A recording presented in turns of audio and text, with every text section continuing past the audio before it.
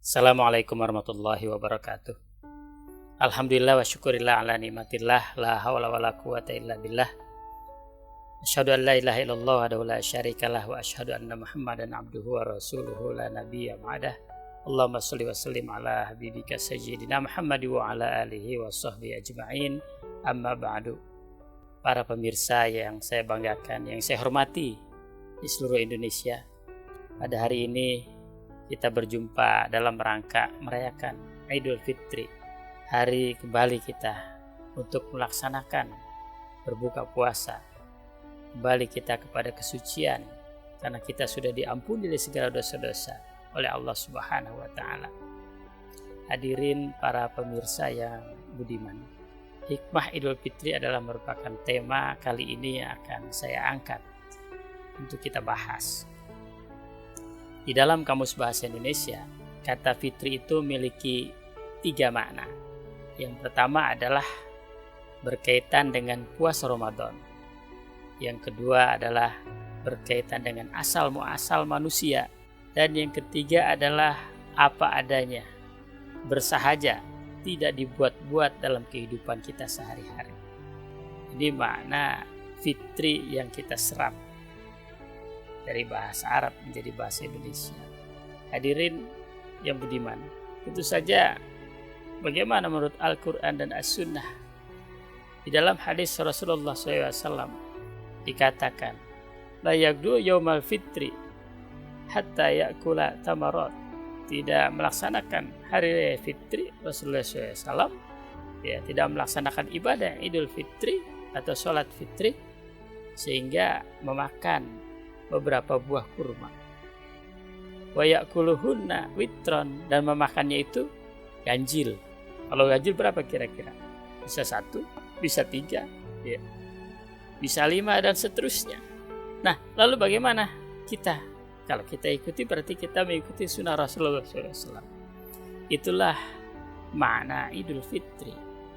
Nah, kata id itu berasal dari kata ada ya'ud, artinya kembali. Berarti Idul Fitri kita kembali berbuka, kembali makan.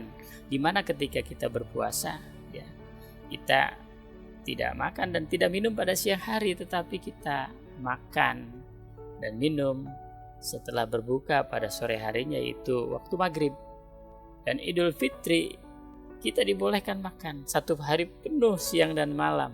Nah, Rasulullah SAW memakan kurma dengan jumlah yang ganjil pada saat Idul Fitri, baru dia melaksanakan sholat. Itulah disunahkannya kita makan pada saat Idul Fitri di pagi hari sebelum kita melaksanakan ibadah sholat. Lalu bagaimana dengan Id selanjutnya? Nah, kata Id, ada yang mengatakan Id itu berasal dari kata al-adah, artinya kembali kepada kebiasaan, biasa, gitu ya. Nah, oleh sebab itu ketika Idul Fitri biasanya kita berpuasa, maka kita sudah tidak lagi berpuasa, kita bisa makan minum seperti biasa. Itulah yang disebut dengan Idul Fitri.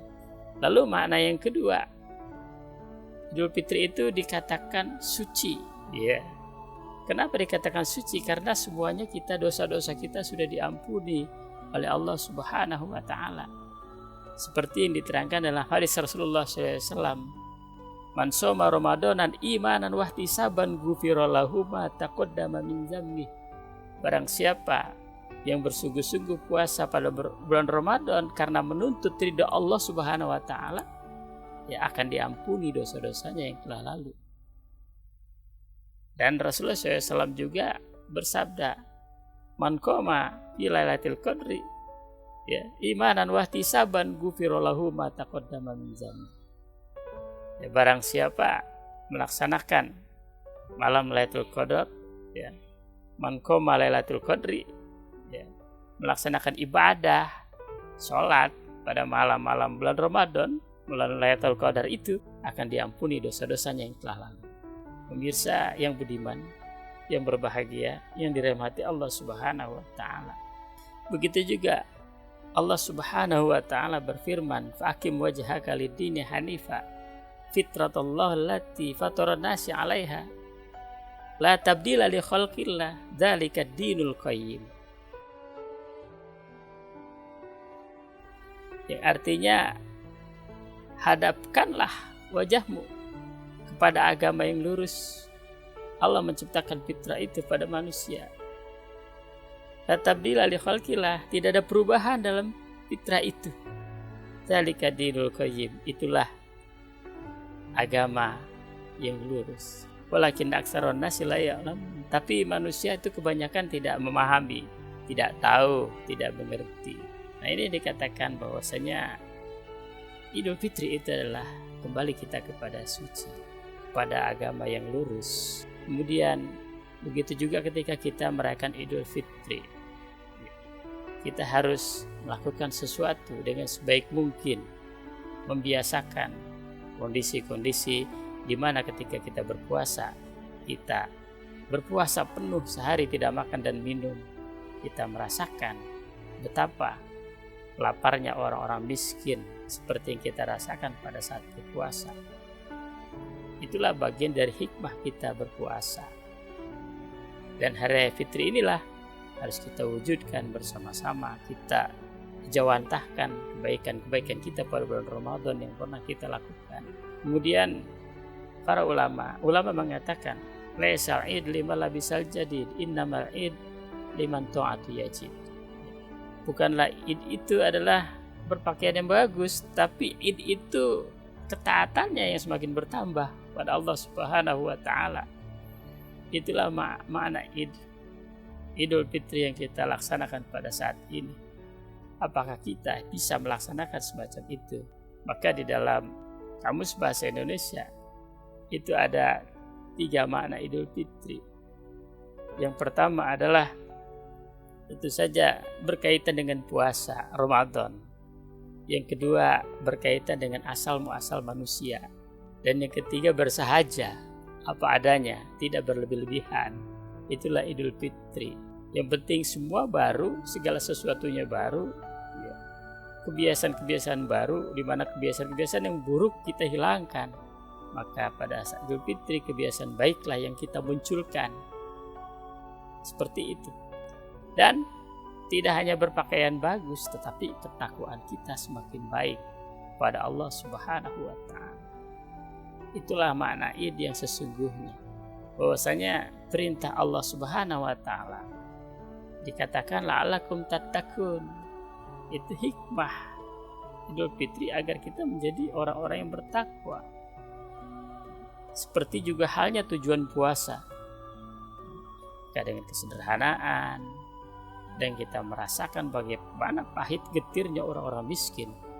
Lalu kita banyak beramal, banyak beribadah untuk mendekatkan diri kita kepada Allah Subhanahu wa ta'ala. Nah, begitu juga Sunan Kalijaga telah memperkenalkan istilah-istilah yang berkaitan dengan Idul Fitri itu. Kalau tidak salah Sunan Kalijaga itu bernama Raden Said yang lahir pada 1450 Masehi. Dia membudayakan 2 kali ba'da, yaitu ba'da lebaran dan ba'da kupat yang dimulai seminggu sudah lebaran, itu ba'da kupat. Maka diartikanlah oleh Sunan Kalijaga, ya artinya ada filosofi dari orang-orang Jawa tentang ketupat ini. Ya, karena ketupat jelas dibuat itu dari janur, dari daun kelapa, ya, yang berasal dari kata, kalau bahasa Arabnya itu ja'an nur, telah datang cahaya. Maka ketika kita memasuki Idul Fitri, cahaya kesucian, cahaya kebaikan itu datang. Maka ketupat itu ya dibungkus dengan janur, dengan daun kelapa muda gitu. Setidaknya telah datang kebaikan, telah datang cahaya kebaikan. Nah, di situ dikatakan, ya, di dalam istilah filosofi ketupat, ya, dikatakan sebagai ngaku lepat, artinya mengaku kesalahan. Laku papat artinya 4 tindakan yang harus diterapkan dalam kehidupan sehari-hari. Itulah istilah ketupat. Maka ketika Lebaran atau ketika Idul Fitri kita makan ketupat yang filosofinya itu, ya, ngaku lepat mengakui kesalahan, laku papat, yang artinya kita harus melakukan 4 tindakan. Seperti ngaku lepat tradisi sungkeman, kemudian kita implementasikan kebaikan kita kepada kedua orang tua kita, kepada saudara kita, ya. Itulah yang disebut dengan ngaku lepat, istilah Jawa yang sudah dimasyarakatkan oleh Sunan Kalijaga. Di situ ada istilah lebaran, kemudian luberan dan leburan serta laburan. Lebaran itu artinya sudah usai, ya.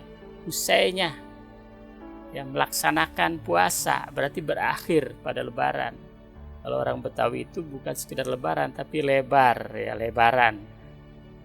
Kalau kita menggunakan teleng menjadi lebaran, artinya hati kita semakin lapang, semakin lebar gitu. Kemudian yang kedua luberan, meluber atau melimpah, ya. Melimpah apa? Melimpah untuk melaksanakan sedekah kepada fakir miskin, mengeluarkan zakat fitrah, memberikan sesuatu yang berarti bagi mereka, sesuatu yang kita sayangi kita berikan kepada mereka sehingga menjadi terkumpul banyak untuk mereka. Itu yang disebut dengan luberan. Bukan sekedar itu, anak-anak kita pada saat lebaran pun luber dengan rezekinya yang diberikan oleh sanak saudara, tetangga, dan siapa saja, baik yang kita kenal maupun yang tidak kita kenal. Kemudian leburan, itu yang ketiga, ya. Ya, artinya sudah habis dan lebur semuanya dari segala dosa dan kesalahan kita pada saat kita berpuasa dalam 1 bulan.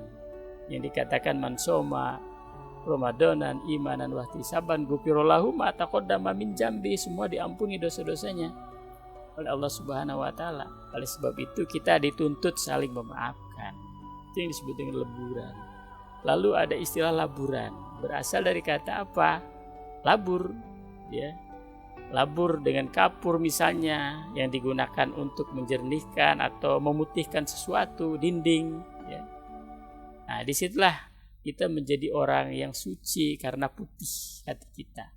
Nah, begitulah istilah-istilah lebaran yang oleh Sunan Kalijaga disebutkan. Lalu ada istilah kupat atau ketupat yang tadi dibungkus janur itu, ya.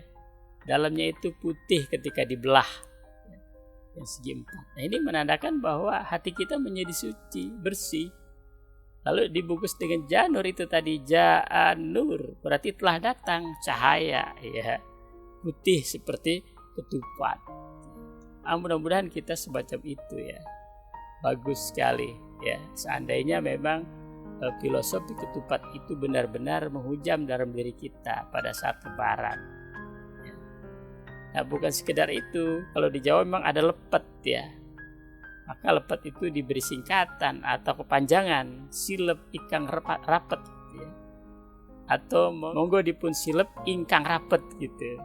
Mari kita kubur, ya, kita tutup yang rapat, atau kita tutup yang rapat kesalahan-kesalahan kita, ya. Semuanya kita hilangkan, lalu kita mendekatkan diri kepada sanak saudara kita, mendekat untuk apa? Untuk silaturahmi, ya, saling maaf-maafkan. Nah, itulah pesan para wali pada saat Idul Fitri. Hadirin yang berbahagia, para pemirsa di rumah dan di mana saja berada. Mudah-mudahan dalam Idul Fitri ini kita bisa melaksanakan dengan sebaik-baiknya apa yang diperintahkan Allah Subhanahu wa taala pada bulan Ramadan agar kita menjadi orang yang bertakwa, ya. Apakah itu maknanya di dalam puasa itu, dalam Idul Fitri itu maknanya kembali berbuka, maupun maknanya itu menjadi suci kembali, ya memang memiliki hubungan yang sangat erat dan dekat. Artinya tidak memiliki perlawanan yang kuat walaupun berbedaan makna. Tapi itulah hikmah dari Idul Fitri. Jadi betapa besar hikmah Idul Fitri itu yang diberikan kepada kita oleh Allah Subhanahu wa taala. Maka sejatinya kita laksanakan kebiasaan membaca Al-Qur'an, kebiasaan qiyamul lail, ya, kebiasaan qiyamul Ramadan yang melaksanakan sholat sunnah dan baca Quran, bersedekah dapat kita lakukan bersama-sama. Mudah-mudahan ada manfaatnya bagi kita semua, khususnya bagi diri saya sendiri, ya, pada saat Idul Fitri dan seterusnya setelah Idul Fitri dapat kita laksanakan kebaikan-kebaikan, ya. Sehingga kita benar-benar menjadi orang yang lurus yang disebutkan dalam Al-Quran. Fa'akim wajhaka lid-dini hanifa fitratallahi allati fataran nasa 'alaiha. Ya, hadapkan mukamu ke jalan yang lurus itu. Apa jalan yang lurus? Yaitu ad-dinul haq, ad-dinul qayyim, agama Allah Subhanahu wa ta'ala. Hadirin pemirsa yang budiman di mana saja berada, ya, saya ucapkan taqabbalallahu minna wa minkum siyamana wa siyamakum minal aidin wal faizin. Dan saya ucapkan sekali lagi mohon maaf lahir batin, mohon maaf lahir batin yang seluas-luasnya pada seluruh pemirsa yang budiman di tanah air dan di mancanegara. Wabillahi taufiq wal hidayah. Wassalamualaikum warahmatullahi wabarakatuh.